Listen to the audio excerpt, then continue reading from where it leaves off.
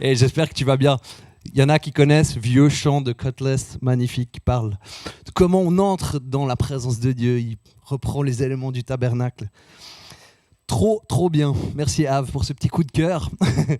Et comme tu l'as entendu, on démarre notre nouvelle série Hashtag Jesus. Hashtag Jesus, c'est la série du mouvement ICF. Mouvement qui fait gentiment 80 églises apparemment. Et ouais, ça continue à grandir. Donc c'est cool. À d'autres endroits dans le monde, hein, c'est un peu partout. C'est génial. Parce que, comme tu le vois, la série du mouvement, c'est Hashtag Jesus. C'est ça qu'on est en train, c'est lui qu'on est en train de répandre. Et de proclamer, de communiquer au monde entier. Et ça fait tellement une différence dans nos vies qu'on ne peut pas garder ce trésor pour nous. On ne peut pas le garder secret. Alors voilà, on va prendre du temps pour plonger un peu plus dans cette série qui parle de jeûne et de prière en 2 temps. Et comme Joël l'a bien expliqué, d'abord on va regarder la partie « c'est quoi le jeûne ? Comment on peut vivre ça ?» Un petit peu se former, s'informer là-dessus un peu plus. Et puis, la deuxième partie, en fait, on va se mettre à jeûner, à prier. Et l'idée, ce sera qu'en tant qu'Église, on puisse mettre 2 repas par semaine de côté pour ça. Avec pour but de prier pour notre mission d'Église, qui est de rejoindre d'autres gens, en fait. Notre mission, c'est d'annoncer la bonne nouvelle, c'est que des personnes puissent rencontrer Jésus, c'est de voir l'Église locale fleurir, grandir, s'épanouir, c'est de voir des personnes s'ajouter dans nos équipes pour vivre cette mission qu'on a finalement d'être l'Église de Jésus ensemble. Donc voilà, on va faire ça. Puis il y aura aussi de la place pour ton sujet personnel de jeûne. Peut-être que tu te rends compte que tu dis « Ah, mais j'ai envie de jeûner pour ce truc-là. » Tu pourras le faire à cette période-là, définir comment tu as envie de jeûner. Et bien sûr, tout ça sera optionnel. Vous aurez tous les détails en se rapprochant de ça, on a le temps. Mais c'est aussi pour ça qu'on fait cette série. Et on va commencer avec cette question d'abord, c'est pourquoi le jeûne ? Pourquoi est-ce qu'on jeûnerait ? Peut-être que maintenant, tu n'as pas de sujet de jeûne. Ma prière et mon souhait pour toi, c'est qu'à la fin de ce message, tu seras « Ah mais je crois que j'ai un sujet, je crois que je vais faire un jeûne. » Et ça peut être tout petit comme ça peut être énorme. C'est ça qui est cool. C'est toi qui décides avec Dieu, avec l'inspiration du Saint-Esprit. Alors, qu'est-ce que ça change si, peut-être toi, tu es chrétien depuis de nombreuses années, qu'est-ce que ça change si tu as une pratique de jeûne dans ton quotidien, dans ta semaine ? Ou qu'est-ce que ça change si tu n'en as pas ? On va un petit peu regarder cette question ensemble et je propose de plonger directement dans une parole de Jésus qu'on trouve dans l'évangile de Matthieu qui parle de ce thème-là, c'est dans Matthieu 9, versets 14 à 15. On lit « Alors les disciples de Jean viennent lui demander « Pourquoi les disciples ne jeûnent-ils pas ? Alors que nous et les pharisiens, nous jeûnons souvent. » Jésus leur répondit, « Les amis du marié peuvent-ils être en deuil tant que le marié est avec eux ? Les jours viendront où le marié leur sera enlevé, alors ils jeûneront. » Donc on voit qu'il y a cette pratique en fait du jeûne qui est établie dans les groupes spirituels, dans la vie spirituelle de l'époque. Chez les disciples de Jean, même les pharisiens, ils jeûnent, peut-être pas avec le bon cœur, comme c'était leur spécialité de faire les choses un peu, pas pour les bonnes raisons. Mais par contre, les disciples de Jésus, ils jeûnaient pas. Ils viennent lui poser cette question. Et une des explications l'explication que Jésus donne, c'est dit, je suis là en fait. Je suis l'époux, je suis le marié avec eux. Et là, c'est un moment, c'est de me fêter, en fait. Ils ont l'expérience la plus proche de Jésus-Christ que des humains peuvent avoir à ce moment-là. Et donc, Jésus dit, en gros, c'est pas le moment de jeûner. Par contre, ce qu'il leur dit, c'est « je vais partir, et là, vous pourrez jeûner de nouveau. » Tada ! C'est nous. Et oui, parce que Jésus n'est plus là physiquement, même s'il est là par le Saint-Esprit. Et là, on a une raison de jeûner, justement, pour se rapprocher de lui et vraiment donner toute la place à ce que lui, il a envie de faire dans notre vie. Alors le jeûne, c'est quoi ? C'est une manière de s'approcher de Dieu. C'est un peu une posture, une attitude d'humilité, de manière générale. Et ça montre notre sérieux devant Dieu, ça montre notre envie de le rencontrer, ça montre notre volonté même d'être prêt à faire un sacrifice pour vivre ce qu'il a pour nous. On peut parler de ça un peu comme un turbo spirituel. Tu sais, si tu mets la nitro dans le réservoir d'essence, là, j'ai regardé une vidéo YouTube de voitures de course là l'autre jour. C'était tellement cool. Il y avait des Lamborghini, la Revuelto, là, qui... Oh, punaise. Je pense que le jeûne, ça peut faire un peu ça à ta vie spirituelle, quoi. C'est vraiment la supercar, quoi. Et ce qui te donne accès à Dieu, c'est pas le jeûne en soi, hein, c'est cette magnifique, merveilleuse croix que tu vois là, parce que Jésus-Christ t'a donné l'accès au Père. C'est ta foi en lui qui te donne cette relation.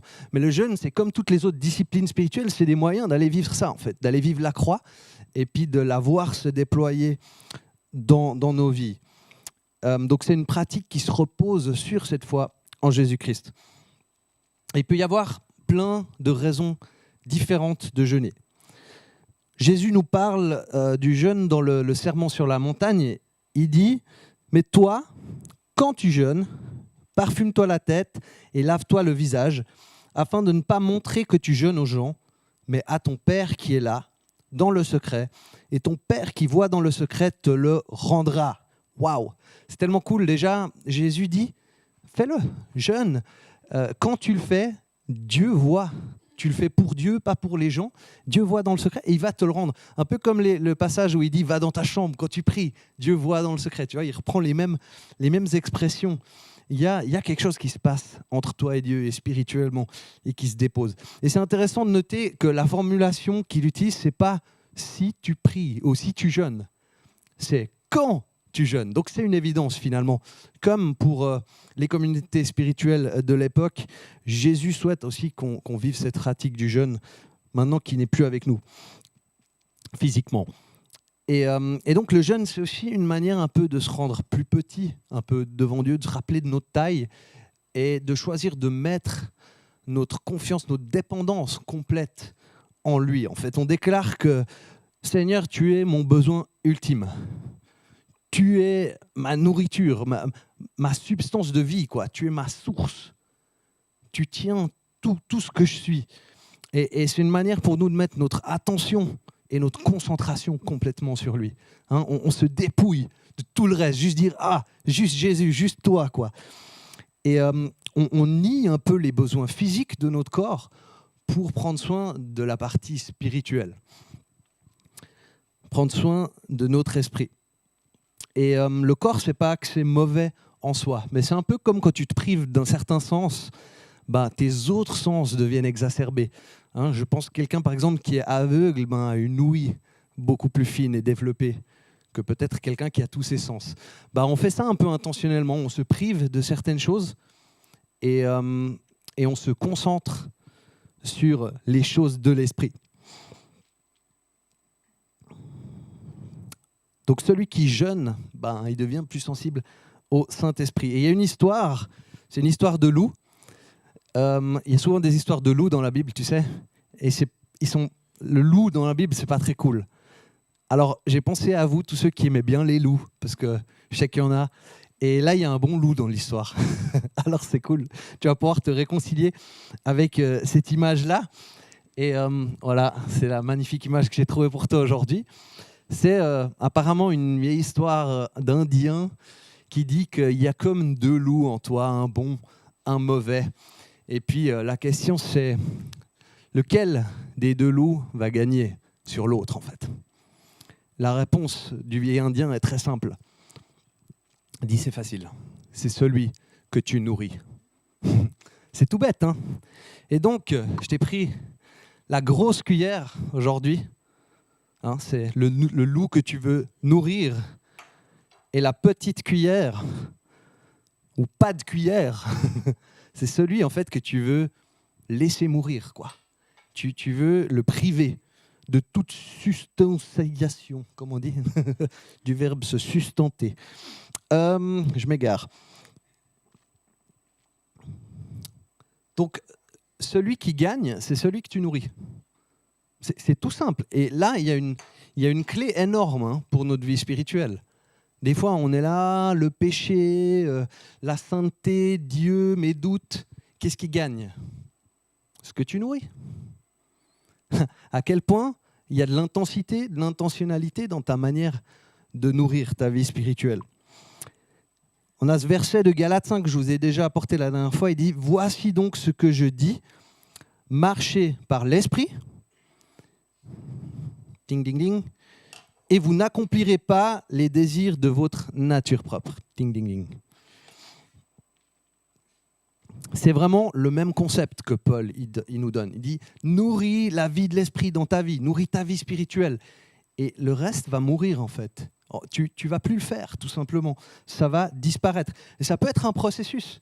Parce que je pense qu'au début, tu prends ces deux loups, on va dire donc la chair et puis la vie de l'esprit, peut-être au début, ils sont les deux en forme. Mais quand t'en nourris un, lui, il reste fort, il prend des forces. Et l'autre, il devient rachitique et atrophié. Et il ne peut plus se battre et il se fait bouffer. C'est ça qu'on fait avec nos vies spirituelles. Donc le jeûne, c'est un peu comme un reset spirituel face aux interférences de la vie aussi. Il y a beaucoup de choses qui viennent de la chair, qui essaient d'interférer entre nous et Dieu et la vie qu'il a pour nous. Donc le jeûne et la prière, c'est un turbo spirituel pour vaincre plein de schémas négatifs aussi dans nos vies, des habitudes, des lifestyles, des choses qui sont en place, qui finalement nous retiennent. Et puis de remplacer ça avec la vie de l'esprit, des choses nouvelles, des choses belles. C'est une manière de fortifier nos muscles spirituels, c'est une manière d'approfondir notre relation avec Dieu. Et quand on va se lancer dans un temps de jeûne et de prière, ce qui peut être bien, c'est de noter le but, tout simplement. Réfléchir, c'est quoi le but de ce temps, puis de l'écrire. Comme ça, c'est clair. Et en réalité, il y a de nombreuses raisons qu'on a de jeûner ou de prier. Peut-être toi, tu dis, moi, j'en sais rien. Ben, il y en a des tonnes, en fait, de sujets. Je pense que quand on se lance, tout à coup, on est là, ah mince, j'aimerais jeûner et prier pour ça. Puis en fait, tu n'auras pas le temps et l'énergie de tout faire. Alors, ce que je vous invite à faire ce matin, c'est de vous poser cette question suivante. Pourquoi est-ce que tu voudrais jeûner? Est-ce que tu as besoin d'une percée spirituellement? Ça peut être un sujet. Est-ce que tu cherches peut-être la volonté de Dieu pour une situation spécifique dans ta vie? Ça peut être un sujet. Peut-être que tu as besoin de guérison ou d'un miracle. Une bonne raison de jeûner. Est-ce que tu as un rêve de Dieu que seul lui peut accomplir? Peut-être que tu veux juste une relation plus profonde avec Dieu. C'est super. Ou alors, tu aimerais être libre de quelque chose qui te retient. Est-ce que peut-être que tu pries pour une personne autour de toi pour qu'elle soit sauvée? Peut-être c'est juste pour découvrir le plan de Dieu pour ta vie. Et en jeûnant et en priant, on ouvre nos cœurs à Dieu, on permet au Saint-Esprit de venir et de nous réaligner avec la volonté de Dieu pour notre vie et de nous fortifier. Et au fil des siècles, de nombreuses personnes ont jeûné et prié comme une manière de vivre leur foi, leur relation avec Dieu. On en trouve de nombreuses dans la Bible. Et ce que je vous propose aujourd'hui, c'est d'aller en regarder. On va voir qu'il y a plein de gens dans la Bible qui ont jeûné, mais pour des raisons très différentes les unes des autres. Et c'est vraiment riche de découvrir tout ça. Alors, parfois, on jeûne parce qu'il y a un besoin urgent. Ça, c'est ce que Daniel a fait. Dans le chapitre 1 de Daniel, on voit ça. Daniel est déporté à Babylone avec plein d'autres Israélites. Et puis, il est loin de chez lui. Il est dans un endroit qui est rempli de tentations, de possibilités de faire des compromis. Mais Daniel, il reste fidèle à Dieu tout le long, durant l'exil. Et durant ce temps, et même ça va plus loin que la fidélité, il a même influencé la culture autour de lui, en fait, par son impact. Et quand on lui a demandé de participer au repas somptueux du roi, il a choisi plutôt un régime humble de légumes et d'eau, tout simplement, de l'eau. Il y en a qui boivent que de l'eau ici. Non, moi non plus. Voilà, c'est ce qu'on appelle le fameux jeûne de Daniel. Peut-être beaucoup d'entre vous l'avez déjà essayé. Une autre raison de jeûner, c'est de jeûner pour des réponses divines. Donc, on est toujours dans Daniel, et puis il reçoit un message de Dieu qui lui est révélé, qui annonce une période de grande détresse qui va probablement se réaliser. Daniel, du coup, il cherche à comprendre, vraiment, attends, c'est quoi ce truc-là? Je sens que Dieu me dit quelque chose, mais j'ai besoin de comprendre ça plus en profondeur, que ce soit plus clair. Et pour ça, il jeûne et il prie. On lit dans Daniel 10, 1 à 3, « En ce temps-là, moi, Daniel, Je menais le deuil pendant 3 semaines. Je ne mangeais aucune nourriture délicate. Je ne pris ni viande ni vin. Et je ne me parfumais pas. Ça devait sentir bon. Mais ce n'est pas le but. Ça sentait bon spirituellement. C'est ça qui compte. Hein? Et donc voilà comment Daniel a cherché la direction de Dieu et la réponse à une situation spécifique par le jeûne et la prière. Mais tu peux aussi jeûner pour la protection de Dieu. Tu avais déjà cet exemple-là en tête ? On est dans Esdras, un peu moins connu cette fois.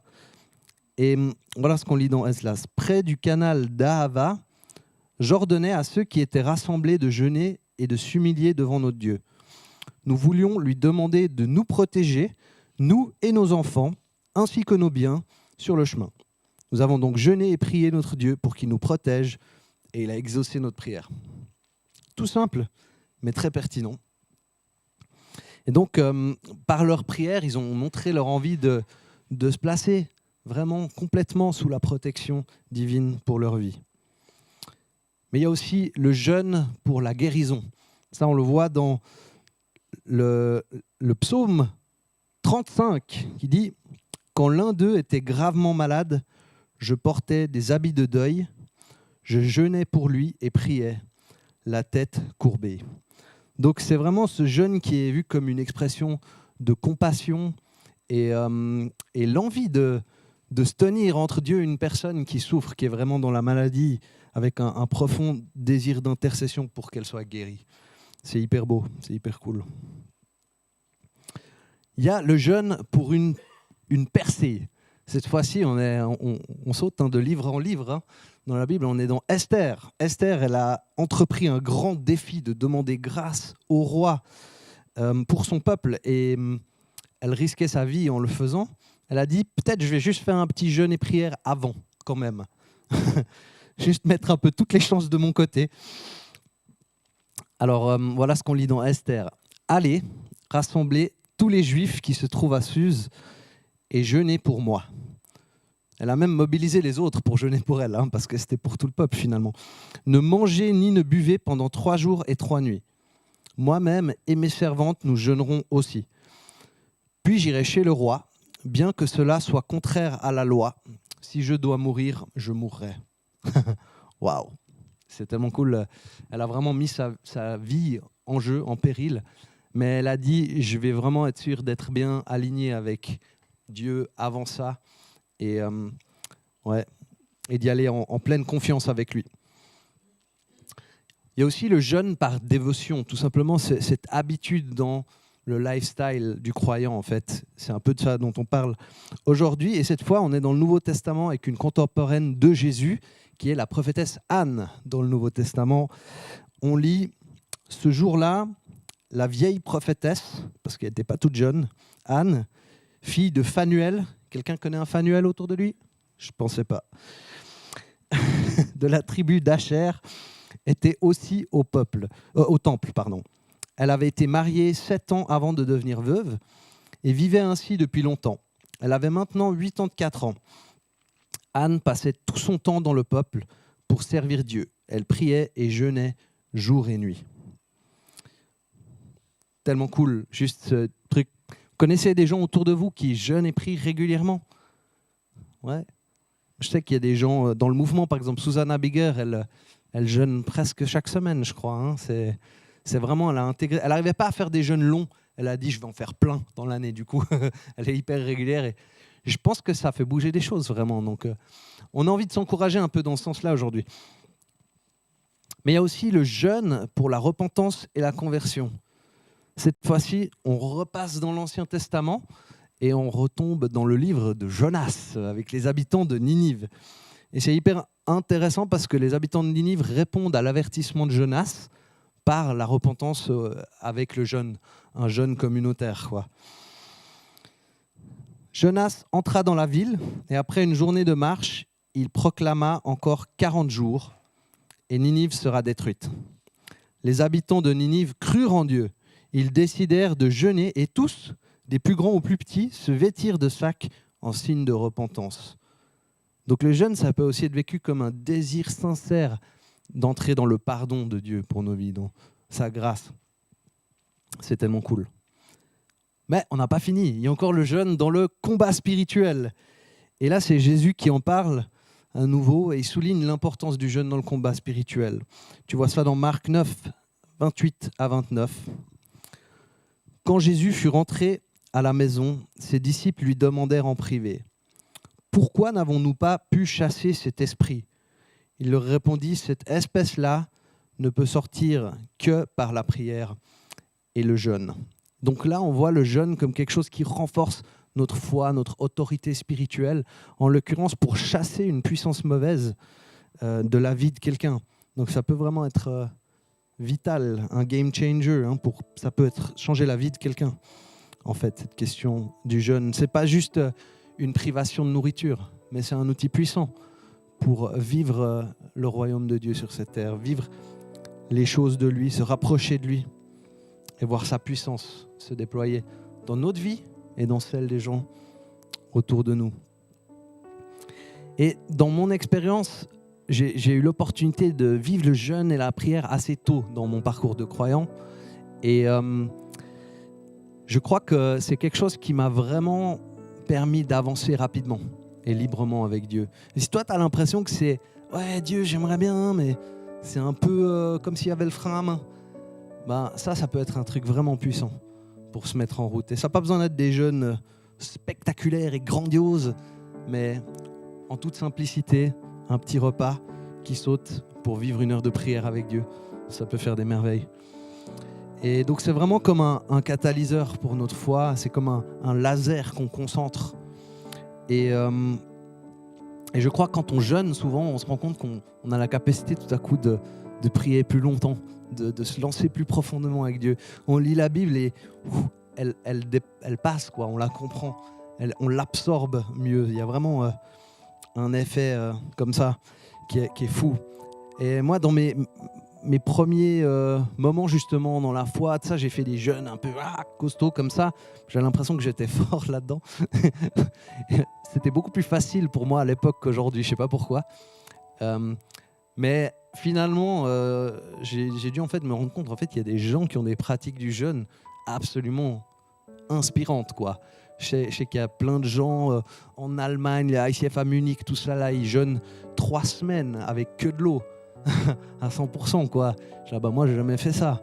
Waouh! Et ça m'inspire. Et ce que j'ai envie de dire avec ça, c'est que le but, c'est qu'on soit en chemin, qu'on aille toujours un peu plus loin. Peut-être t'en es pas du tout là, et je veux pas te décourager du tout avec ça, mais l'envie, c'est qu'on fasse le prochain petit pas dans cette direction-là.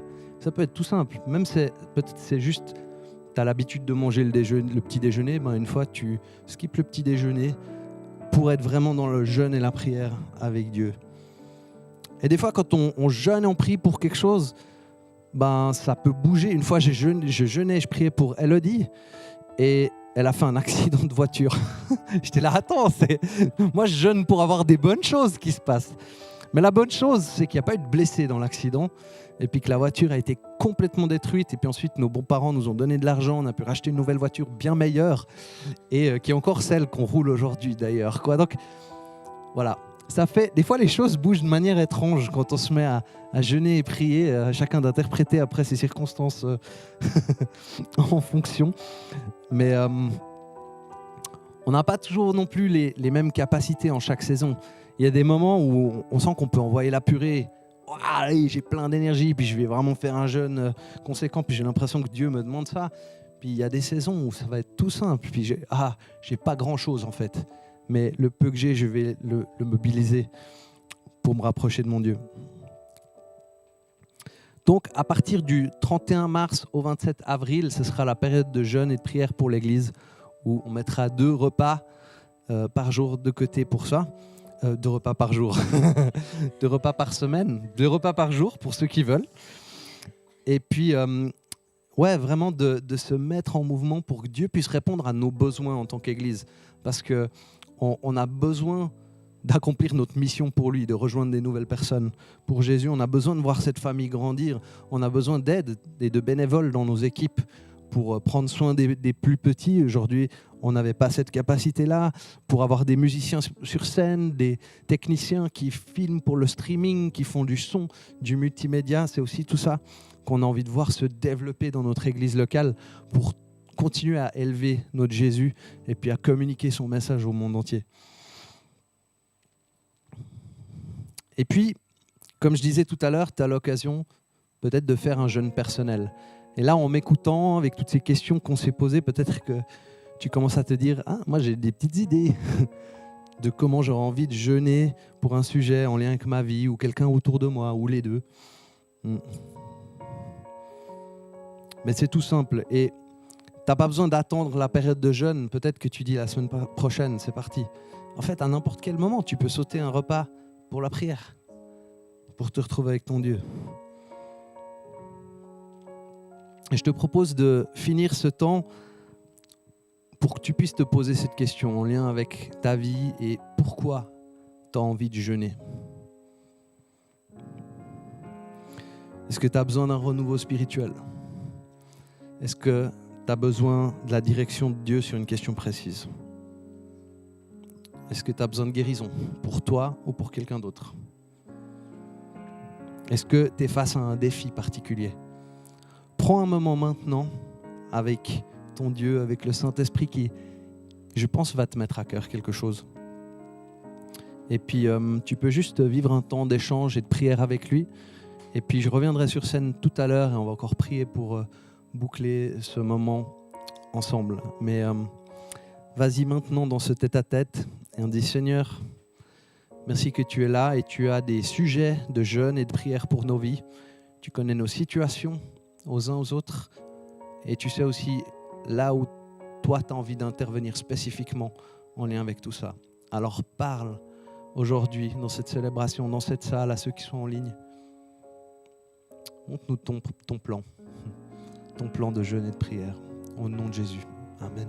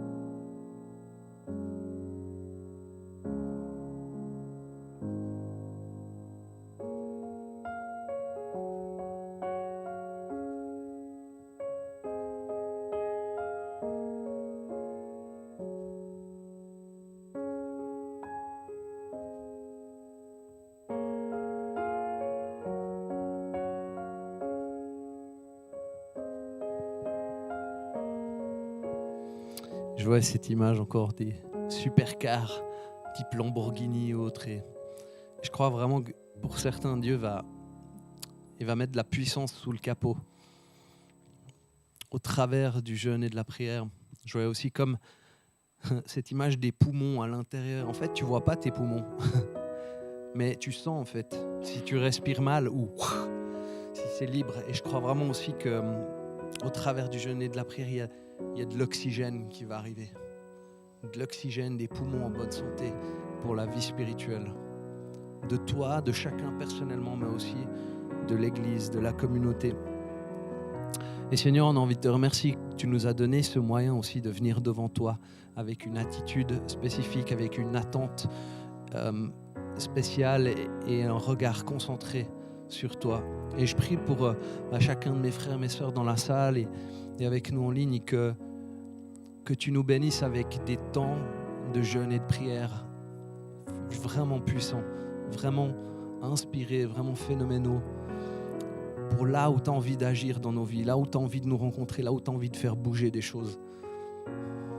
Et qu'on puisse voir aussi ta puissance se déployer au travers de ça pour chaque personne, pour des situations bien spécifiques que tu as révélées ce matin.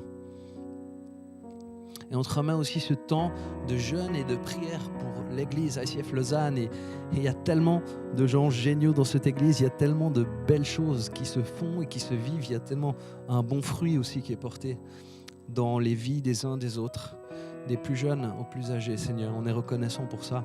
On est reconnaissant pour les amitiés, les relations qu'on peut avoir les uns avec les autres et de te fêter ensemble, de faire la vie ensemble. Et on croit vraiment qu'il y a plus de gens en fait qui pourraient bénéficier de faire partie de cette famille, de te connaître toi, Seigneur Jésus, et ce que tu as fait à la croix pour que tout le monde puisse être pardonné, vivre éternellement, avoir accès au Père. Alors je prie, bénis spécialement ce temps de jeûne et de prière pour ICF Lausanne, dans sa capacité à accomplir sa mission, notre mission, celle que tu nous as donnée en tant qu'Église sur cette terre, dans notre capacité à rejoindre des gens, des nouvelles personnes avec ta bonne nouvelle, dans notre capacité à avoir la famille de Dieu grandir et avoir aussi de plus en plus d'hommes et de femmes qui te servent avec leurs dons, avec leurs talents, leurs capacités pour porter ta famille, pour remplir les équipes aussi de l'Église, pour remplir les connect groups, les groupes de maison. On dire merci que tu es Yahvé Jireh, Dieu qui pourvoit. Tu pourvois pour chacune de nos vies individuellement. Et tu pourvois aussi pour la maison de Dieu, la famille de Dieu, l'église locale. Notre église ICF Lausanne, on la remet entre tes bonnes mains. Dieu qui pourvoit, on dit merci pour ta réponse à nos besoins. À toi la gloire. Au nom de Jésus, je prie. Amen.